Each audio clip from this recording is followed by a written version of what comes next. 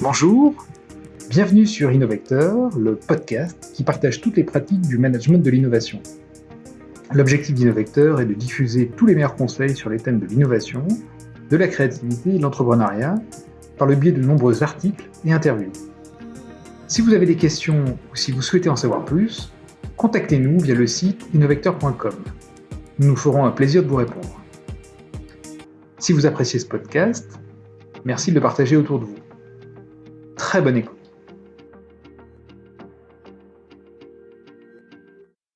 Alors, aujourd'hui, nous allons parler de l'accompagnement des projets innovants.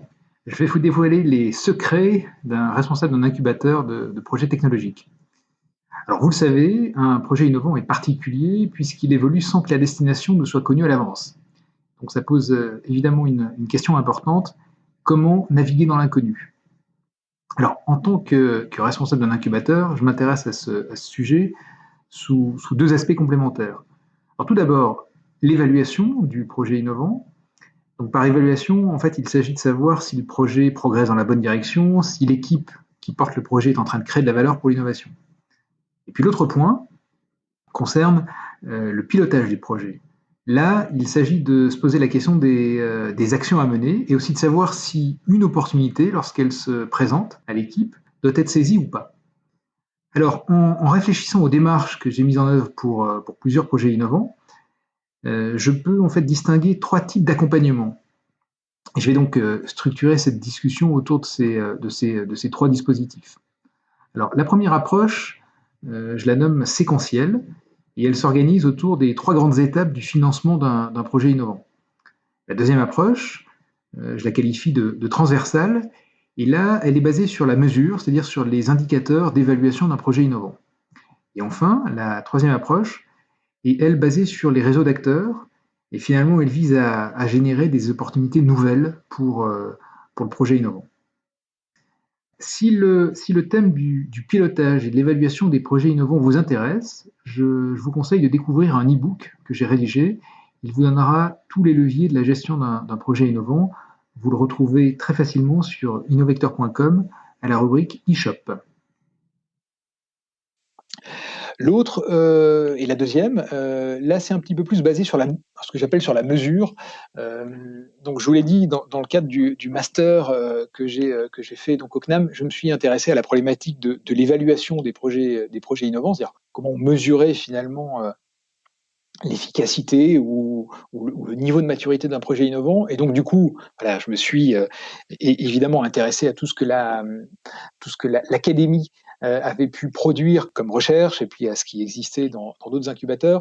Et tout le travail, je vous le résume, parce que évidemment, on pourrait y passer la soirée, mais globalement, moi, j'ai défini en fait trois grandes familles d'indicateurs que l'on peut mettre en place. Alors, si on est un projet innovant que l'on peut mettre en place pour suivre sa propre évolution et sa propre maturité, et si on est un incubateur ou un lab au sein d'une entreprise, c'est les indicateurs que l'on peut suivre pour mesurer voilà, le niveau de maturité d'un projet, les comparer si on en a plusieurs, et puis de voir s'il y a bien progression. Donc la première grande famille, ce que j'appelle la conception innovante, et en réalité, en dessous, il y a deux types d'indicateurs. C'est tout ce qui va être autour de la créativité et de la faisabilité.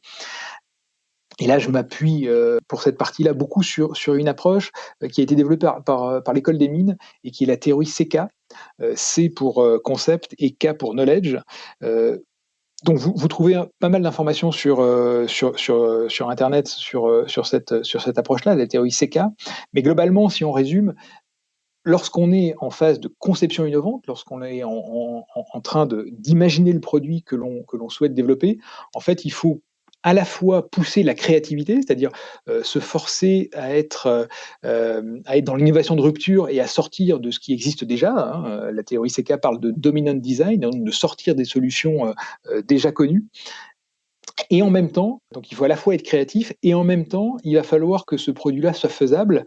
Et en général, pour que les choses soient faisables, il va falloir acquérir des connaissances pour rendre ces concepts matérialisables et réellement faisables. Donc en fait, le travail de conception innovante, c'est un double travail à la fois sur l'axe créatif et à la fois sur l'acquisition de connaissances.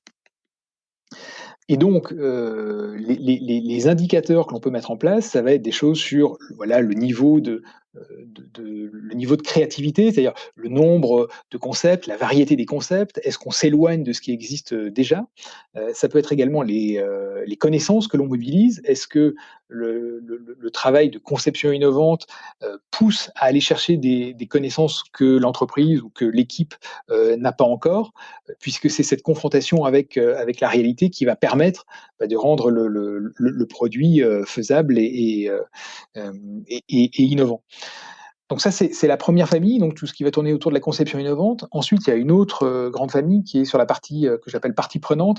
Et donc là, on touche à deux domaines. La partie désirabilité, donc ça, c'est tout ce qui est en rapport avec les utilisateurs. Donc ça, c'est un point absolument important. Est-ce que les utilisateurs ont un problème?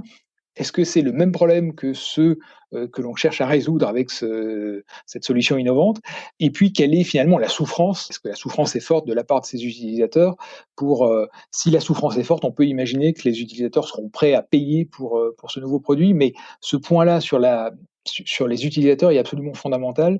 Et c'est vraiment par ce point-là qu'il faut démarrer les réflexions avant même de partir dans de la conception innovante. Il faut être sûr que l'on va traiter un problème qui est vraiment un réel problème par des personnes.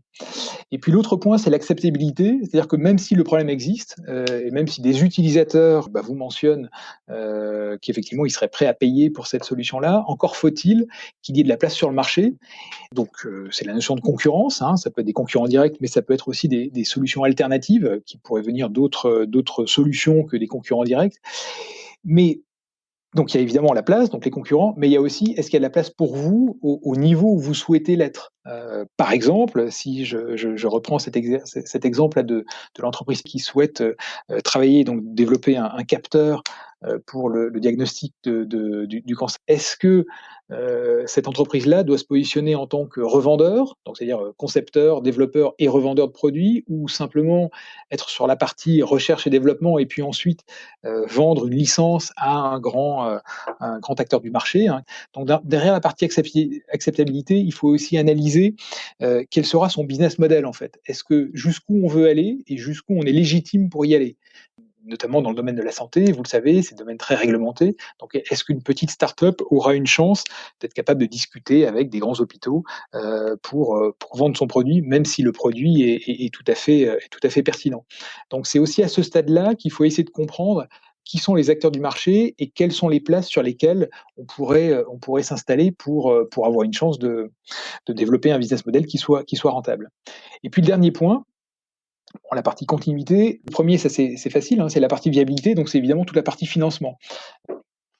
Là, ce qui est important, c'est d'être sûr d'avoir suffisamment d'argent pour aller jusqu'au bout de son développement et donc de gérer sa trésorerie pour doser ses efforts, donc ses recrutements ou ses dépenses en fonction des moyens disponibles. Mais l'autre point, donc ça c'est un point connu et qui est quand même qui est pas une nouveauté. Mais l'autre point qui est souvent négligé lorsqu'on fait de l'innovation, c'est toute la partie, alors que j'ai appelé peut-être un peu pompeusement l'effectivité, mais c'est tout ce que l'entreprise et le projet produit comme connaissance et qui pourrait être réutilisé. Alors lorsqu'on est dans une entreprise, vous voyez très très bien la possibilité de réutiliser des connaissances ou des concepts qui ont été développés par un projet, puisqu'on va peut-être pouvoir le réutiliser sur un autre projet. Lorsqu'on est soi-même une petite start-up tout seul, réutiliser des connaissances si on a planté son entreprise, c'est un peu plus difficile, mais et on l'a constaté dans l'incubateur, une entreprise qui s'est arrêtée, le fondateur qui avait développé des connaissances est devenu le directeur technique d'une deuxième start-up. Donc on voit bien qu'il y a transfert de connaissances et au-delà du transfert éventuel de connaissances et donc de la réutilisation qu'on peut en faire, il est important tout au long du développement du projet de régulièrement faire le point pour mesurer, pour mettre des mots sur ce qui a été appris, que ce soit vis-à-vis de ses utilisateurs, vis-à-vis du marché, vis-à-vis des acteurs du marché ou vis-à-vis de concepts qu'on peut avoir. Il est vraiment important que l'équipe se fasse régulièrement le point sur ce qui a pu être appris pour à la fois se rendre compte de de tout le travail qui est mené, mais le fait aussi de mettre en mots les apprentissages peut donner lieu à d'autres idées et ça peut être source de créativité. Donc ça, c'est un travail un petit peu voilà, de rétrospective, comme on dit en langage agile, qui est tout à fait important et ça, c'est un des rôles que j'ai, c'est aussi avec les entrepreneurs, de faire le point sur les étapes qui ont déjà été franchies, sur ce qui a été appris et sur ce qui est acté et ce qui augmente finalement les moyens qui sont disponibles par l'entreprise. Donc cette deuxième approche basée sur des indicateurs, donc je vous ai présenté les grandes familles sans vous faire le listing un peu long des différents indicateurs, mais on voit que sur ces familles-là, on peut placer un certain nombre d'indicateurs. Donc moi, j'en avais listé une trentaine dans le cadre du master, et j'en ai gardé voilà 2/3 dans le cadre de l'incubateur pour avoir des choses un petit plus opérationnelles. Moi, mon feedback, c'est évidemment absolument important et pertinent d'essayer de mettre de la mesure sur des projets innovants, puisque peu de choses sont mesurables, donc ça vaut le coup de le faire. Et surtout de faire ces évaluations en collectif. Si l'équipe projet, si on a voilà, un fondateur et des cofondateurs et éventuellement des salariés, c'est absolument important de faire ce travail-là, d'essayer de notation, de le faire à plusieurs, parce qu'évidemment, il va y avoir des discussions. Entre le directeur technique et puis le fondateur, qui souvent a quand même un côté beaucoup plus commercial ou plus orienté marché, il va y avoir des discussions, et c'est évidemment de ces discussions-là que les choses vont avancer et que le projet va progresser. Donc ça, c'est des exercices intéressants à faire. Il n'y a pas une évolution, enfin c'est des exercices que l'on peut faire voilà, une fois par trimestre, une fois par semestre, c'est largement suffisant parce qu'il n'y a pas non plus une évolution qui est quotidienne, mais cet exercice-là de mesure est absolument important, et donc je vous encourage, en plus de l'approche temporelle qu'on a vue précédemment, d'avoir aussi des indicateurs sur ces composantes-là et de les suivre pour voir un petit peu comment votre projet avance. Si le thème du pilotage et de l'évaluation des projets innovants vous intéresse, je vous conseille de découvrir un e-book que j'ai rédigé. Il vous donnera tous les leviers de la gestion d'un projet innovant. Vous le retrouvez très facilement sur innovector.com à la rubrique e-shop. C'est fini pour aujourd'hui. Posez vos questions et parlez-nous des sujets que vous souhaitez écouter dans les prochains épisodes. Si vous voulez partager votre expérience ou si vous connaissez une personne susceptible de le faire, contactez-nous directement sur innovector.com. À bientôt et merci pour votre écoute.